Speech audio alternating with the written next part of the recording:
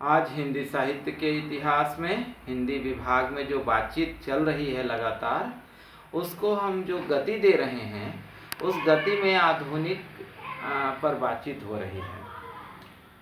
आप जानते हैं कि टीएस कॉलेज हिसुआ नवादा मगध विश्वविद्यालय की ओर से जो बातचीत लगातार क्लासेस हो रही हैं कोरोना के इस दौर में, ऑनलाइन क्लास हो रही है। यही मात्र एक विकल्प बचा हुआ है जिसका पूरा प्रयोग किया जा रहा है, पूरी तरह से इसका उपयोग किया जा रहा है। इसमें कितना सदुपयोग हो रहा है ये समझ पाना फिलहाल कठिन है, लेकिन फिर भी जितना हो पा रहा है यही एक मामला है जिससे कुछ न कुछ असर पहुंच रहा है विद्यार्थियों तक। तो आज आधुनिक पर जो बातचीत है वो हम साहित्य के दो रूप पर बातचीत करेंगे। साहित्य के दो रूप हैं, नंबर एक है पद्य और दूसरा है गद्य।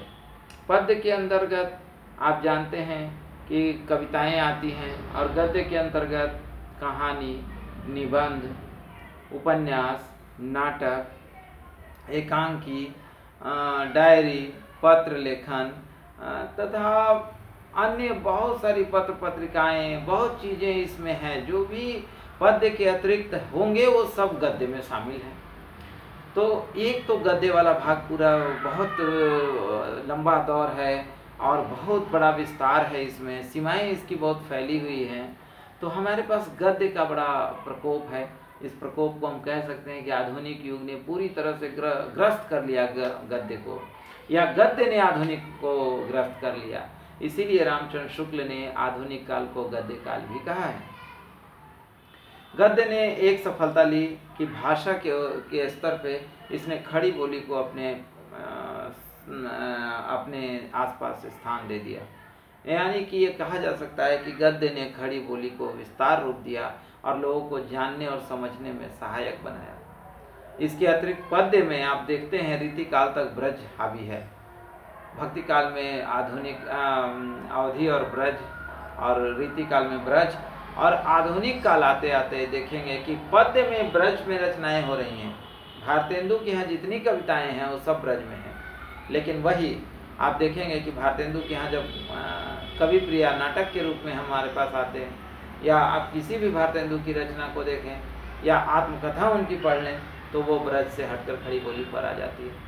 ब्रज के पुट तो रहते हैं लेकिन ब्रज नहीं होती पूरी तरह। इसका मतलब ये हुआ कि पद्य में तो ब्रज है लेकिन गद्य में ब्रज अपना स्थान छोड़ दी, और वो फिर स्थान खड़ी बोली ने स्थापित कर लिया। तो ये स्थापना निश्चित रूप से गद्य की एक उपलब्धि है जिसने खड़ी बोली को एक बड़ा रूप दिया, एक स्थान दिया।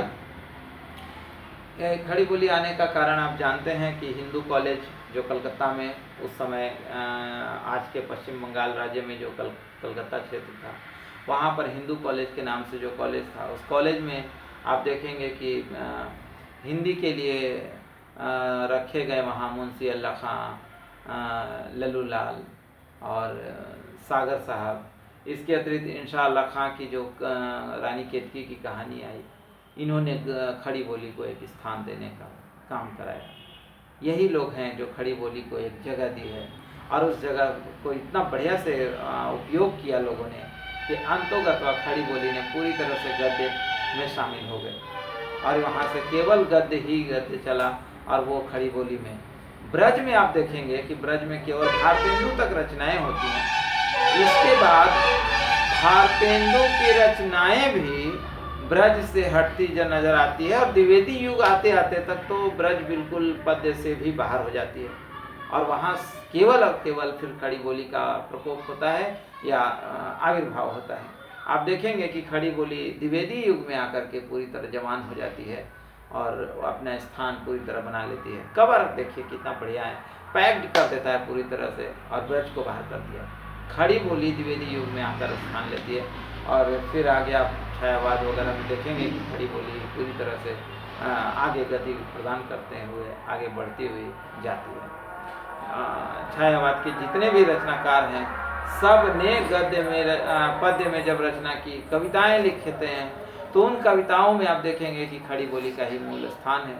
तत्सम शब्दों का प्रयोग भले ही हुआ, लेकिन खड़ी बोली पर ही टिका रहा सब कुछ।